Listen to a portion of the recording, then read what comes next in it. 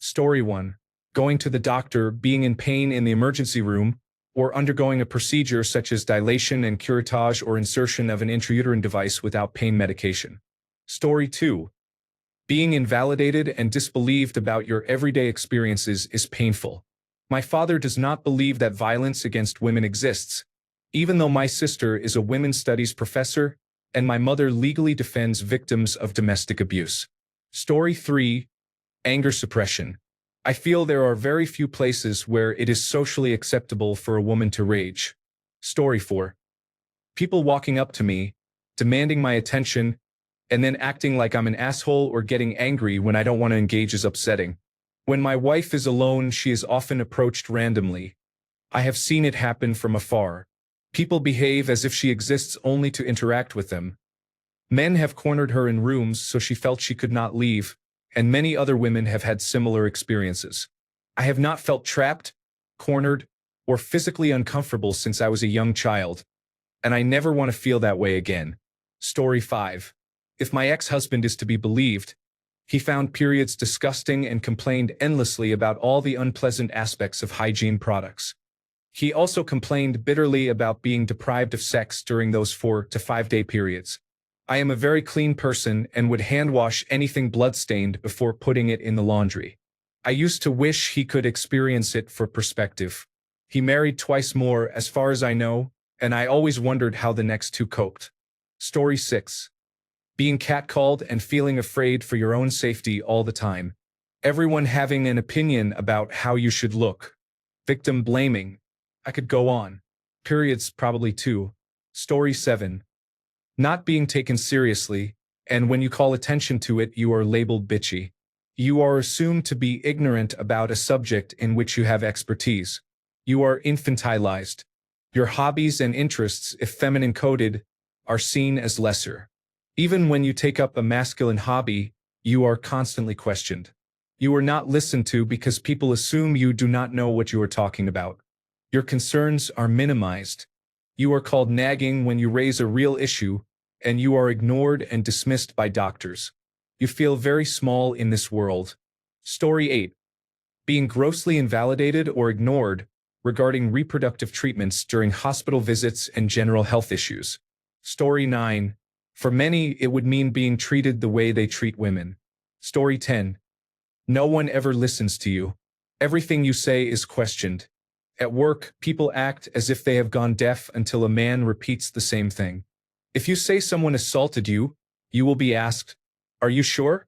Repeatedly ad nauseum, you will not be believed. Someone will always ignore, belittle, or question you. Story 11. Your entire worth, in the eyes of most people, is judged by whether and when you will have children. Story 12. Periods like mine include nausea, vomiting, severe back and leg pain, and cramps. I have to change pads, tampons, or menstrual cups every few hours.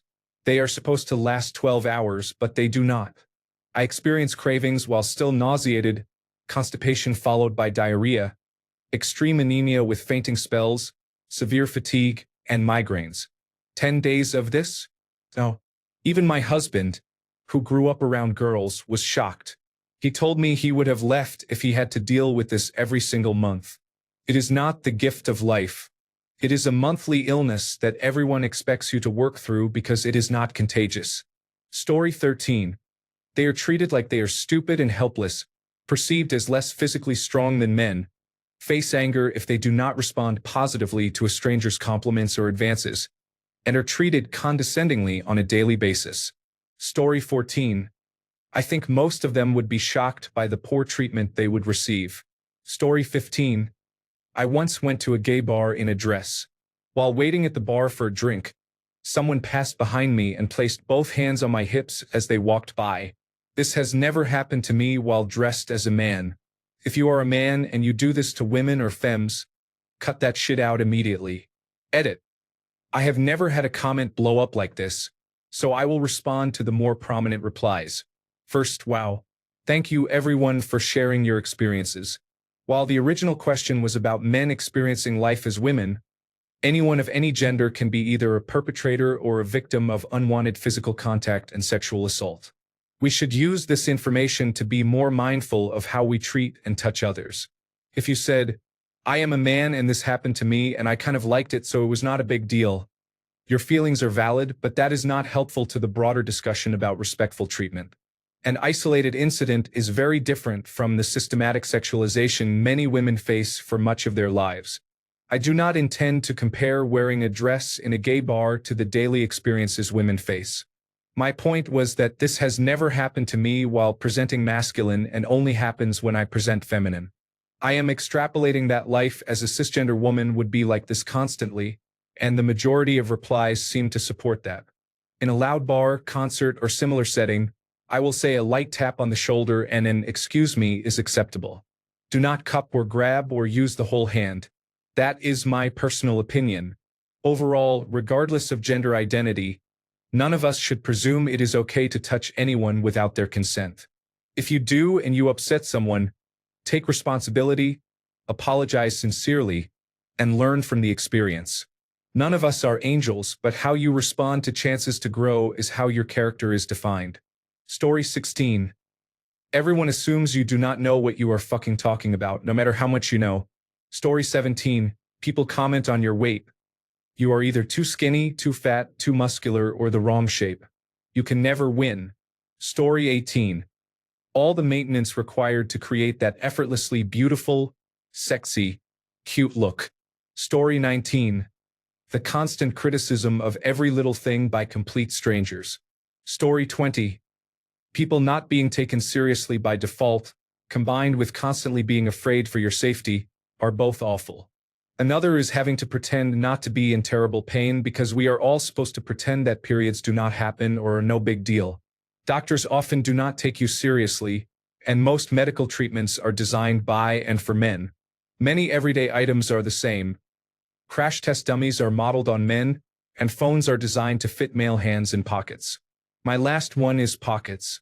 Women's clothes often have missing or tiny pockets. I dropped the microphone because it will not fit in a tiny pants pocket. Story 21.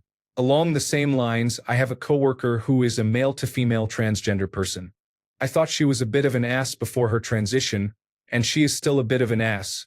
She has the same personality.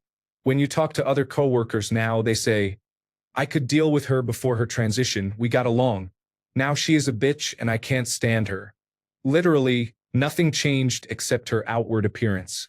Story 22. The geometric increase in the likelihood of sexual assault and harassment by strangers and acquaintances. Story 23. Besides the obvious physical issues, there is the way we can be talked over and ignored and the way others can get credit for our work. When we try to be assertive, we receive criticism. Self-advocacy would be an eye-opener. Story 24. Trans man here. I have lived as both a man and a woman in my adult life. Couple of things. Women do not get taken very seriously in many aspects, especially in certain subcultures. I grew up in the American South, and there was still a lot of patronization that I did not experience as a man. I think many men would be unprepared for it. Not that every man is always taken seriously, but many men I have known are generally used to being at least listened to when they have a complaint, for instance at work. Second, women are expected to be pleasing and accommodating and not raise a fuss or be rude. A clear example, when I was working as a veterinary technician in a very rural place, I was up front with two other technicians, a man and a woman, when a client came in. He was an old man we all recognized, and he talked a lot about the good old days and people he used to know, and we were busy. He started chatting with all of us, and about 30 seconds later my male coworker waved and walked away. The woman and I, raised to be polite, felt compelled to stand there and say how interesting it all was for the next hour while trying to steer the conversation toward leaving and getting back to work. If we had done what he did, it would have been considered rude and we would have been scolded. Finally, there is a lot of difficulty being direct as a woman. When I lived as a woman, my husband would tell me to march down to my boss's office and tell him, "This is how it has to be. You cannot do X and Y. That is not okay." He did not understand that the reaction to a woman doing that is often to dismiss her and call her names, and people stop listening. Even if she makes a good point, it does not matter. Those are some things that come to mind. For what it is worth, Living as a man does come with unique challenges too. Story 25. Random hookups or casual partners are unlikely to care about your pleasure, so they would quickly lose interest in casual sex. Story 26. I feel unsafe going for a stroll at night or even during the day, and must constantly be aware of my surroundings. Story 27. How the world perceives you. If you are passionate, as a man you are praised. As a woman you are labeled hysterical. If you show any temper, people say it must be that time of the month. Even if you are a leader in your field, your opinion is considered inferior to a male counterpart because you have ovaries, not testicles. You are expected to be afraid or at least cautious when outside alone at night. You are assumed not to be able to urinate standing up. Story 28. Realize that it does not matter how good you are at something. Some people will tell you that you are not and will recommend doing it poorly, at least from a technical point of view. Story 29. You are considered ugly by everyone until you put on your no makeup look. Story 30. It is telling when the men in your life tell you to your face that they love and care for you, yet act the opposite regarding your bodily autonomy. Story 31. Being constantly treated as a sex object by other men. Story 32. Having to be nice to predatory men to avoid them attacking you. Story 33. Being treated like women is one of the main drivers of hatred toward homosexuals, in my opinion. These men do not like the idea of being looked at by gay men the way straight men look at women. Rights and freedoms aside, this is a core cause of much of what we see. Story 34. When you have to worry about your rights being taken away every election cycle. Story 35. I could deal with the personal stuff, but I struggled with the general lack of respect from both women and men. Story 36. Unwanted attention and uncomfortable stares from men, which many women experience, are significant sources of distress. Being subject to the male gaze and the scrutiny of one's appearance or body language is an unsettling experience. Story 37. They would be able to eat much less. Men's metabolisms are insane. If I ate like my brother or my father, I would gain weight. Story 38. To put it simply, many of the struggles of being a woman are rooted in misogyny. Story 39. Not being taken seriously and constantly undermined by colleagues, bosses, instructors, and worst of all, partners and doctors. Story 40. Having a period. Becoming pregnant. Getting attention from creeps. Story 41. Condescension. I think men would be stunned by just how much crap we women are handed. Story 42. As a man, what worries me most are objectification and safety concerns. I have a 2.5-year-old daughter, and I am terrified for her in this world. Story 43. I'm a transgender man, so I am especially well equipped to answer this question. They would not like having their knowledge and expertise questioned constantly. Even if they are experts, they would not like being ignored, talked over, or interrogated.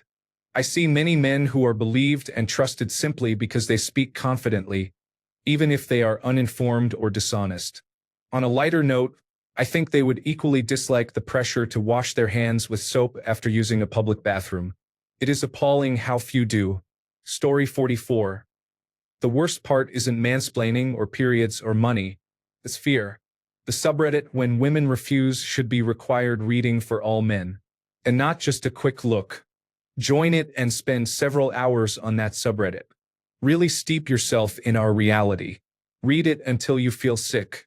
Until you look at the men around you differently, your buddies, coworkers, mentors, and idols. Until you cannot help but wonder, what is he capable of? What has he done? What does he want to do? That is a glimpse of what it's like to be a woman. Story 45. Expected to work, take care of a family, and also cook and clean. Story 46. I dislike being hit on by the dumbest, ugliest, stinkiest fools who think they are king shit and then act surprised and angry when rejected. Periods also don't sound like fun. Having babies also seems like shit. I wouldn't like it at all. Story 47.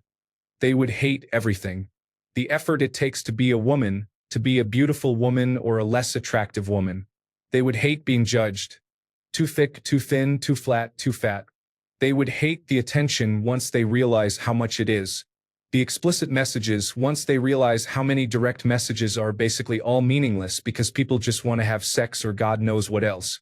The fact that their friends would now see them as easy access for sex because bros still help each other out, right? Menstruation, harassment, pregnancy, the things you see online, random so-called nice guys, catcalling, incels, alpha males who try to explain your own anatomy to you or tell you how you should behave or why you behave, you are seen more often as second-class citizens. Women's opinions are dismissed because women are emotional, right, fellas? They would also realize that just because crying among women is normalized, it does not mean society does not shame us almost as much as it shames men. Everything that is linked to your gender is now becoming an insult, and so on. It's always too much or never enough. They would soon come to hate it. In fact, I am convinced that most men would never want to be in our shoes either way. They might enjoy finally touching themselves as a woman, but what after that? They would all soon realize how much of a lose-lose deal it is. Story 48, damn. The answers to this thread and the other one are quite concerning. Laughing out loud. Story 49, the pink tax. Haircuts cost more. Blouses cost more than dress shirts. Period products cost more. Dry cleaning costs more. Facial products cost more. Story 50, you know that thing that happens when you say something, it gets ignored and talked over by men and some women in the group, and then a man says the same thing and everyone reacts positively to his idea. The first time it happens, it feels tolerable. Seeing it happen to another woman is upsetting but tolerable. Eventually you will see it happen, watch that woman shut down and accept being deemed unworthy of a chance to be heard, and you will realize you do the same. It will destroy you. Story 51. The expectation to be pleasant and accommodating at all times is at odds with the male ethos. It is difficult for men to be as self-sacrificing as women are expected to be. Story 52. In this thread, men's responses to what it's like to be a woman show they do not understand how bad it actually is. The worst thing about being a woman is the patriarchy and the expectation that women should cater to men in almost every aspect of life. At home and when raising children, women are expected to do everything. Even at work, women must act like men to get ahead. People who point to periods, bras, or catcalling as the worst parts do not get it. Story 53, misogyny. Have fun with that one, guys. I cannot imagine you would last long before suddenly becoming interested in changing legislation. I am reading the comments here about discrimination, sexual harassment, and violence. And to think the big issue on the reverse of this thread was potentially sitting on your balls. Story 54. Worrying about being physically assaulted or raped. Being passed over for a promotion because you are a woman. People making intrusive comments about your uterus. Being judged for not wanting children. I am 59 and I do not miss my period. Thanks a bunch for sticking around till the end of the video. Remember to subscribe and until next time, stay awesome and goodbye.